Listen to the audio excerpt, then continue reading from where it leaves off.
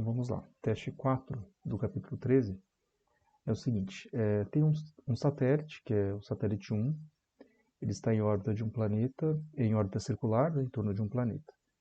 E há um satélite 2, também em órbita circular, com um raio maior. Tá? Então seria o seguinte, eu tenho um planeta aqui, eu tenho um satélite com um raio no caso a distância, né? Uma distância R1, e um outro planeta, e outro satélite, com um raio R2.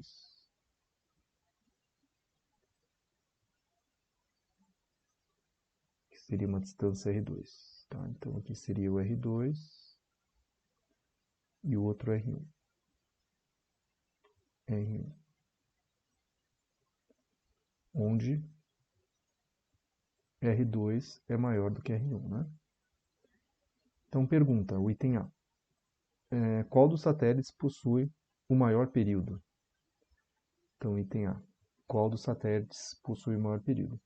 Então, para responder isso, a gente vai ter que usar a terceira lei de Kepler, né? Então, a terceira lei de Kepler diz o seguinte: o período ao quadrado de um determinado satélite, objeto, vai ser igual a 4π ao quadrado dividido por constante gravitacional vezes a massa, nesse caso a massa do planeta, né? A massa do planeta, multiplicado por r ao cubo, a distância ao cubo, no caso de uma órbita circular, né? Para a órbita circular. Para órbita circular.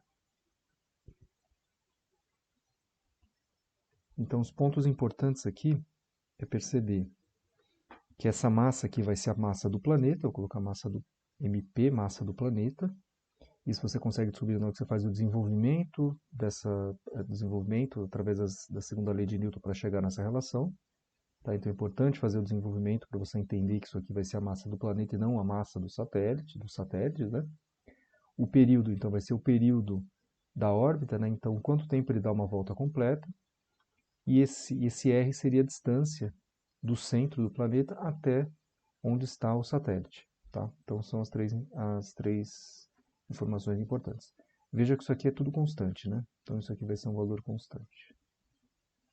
Independente do satélite e da massa do satélite que você está trabalhando. Podia ser a Lua aqui, podia ser um satélite, podia ser um outro planeta girando em torno desse planeta no centro, né? Então, vamos ver como é que seria essa conta aqui. Então, nesse caso, eu tenho que, vou colocar aqui, ó, t ao quadrado igual a um valor constante, eu vou chamar de k, só para mostrar que isso é um valor constante, vezes r ao cubo. Isso significa que quanto maior a distância, maior o período. Tá? Então, se eu tenho uma distância maior, eu tenho, em consequência, um período maior. Assim como a distância menor, eu tenho um período menor. Tá? Então, se eu tenho o R2 maior do que R1, significa então que o período 2 vai ser maior do que o período 1. Certo? Então, esse satélite ele vai girar num período menor, tá? E esse satélite 2 vai girar num período maior. Tá? Então, agora vamos para o item B. O item B pergunta quais satélites têm a maior velocidade, né? Então, como é que seria essa ideia? A gente olha pela terceira lei de Kepler, a gente não consegue encontrar nenhuma informação sobre velocidade. Então, para isso a gente vai ter que reescrever desde o começo ali, desde o início, como a gente calculou a terceira lei de Kepler, né? E a gente calculou a terceira lei de Kepler através da segunda lei de Newton, né? Então, força resultante num dos satélites, né? Igual a massa vezes aceleração. Lembrando que a gente está trabalhando aqui com órbita circular, né? Pensando que é órbita circular. E sendo uma órbita circular, eu tenho massa vezes aceleração centrípeta. Eu não vou colocar aqui a parte vetorial, vou simplesmente colocar de forma escalar, porque nesse caso aqui seria negativo, a força gravitacional seria negativa, a aceleração seria apontada para o centro da Terra, do planeta, né? Então isso aqui seria negativo com negativo e se cancelar. Então vou fazer simplesmente da forma escalar. Nesse caso não tem problema.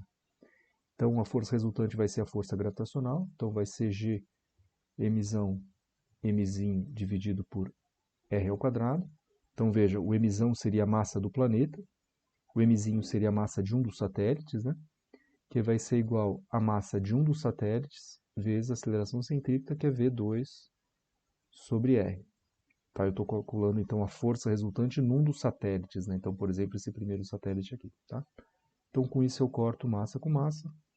Eu corto esse 2 da distância com esse R aqui e eu chego à resposta que é a velocidade ao quadrado igual a G emissão por R, ou velocidade igual a raiz de G emissão por R. Ou seja, se eu tenho, deixa eu colocar a distância, né?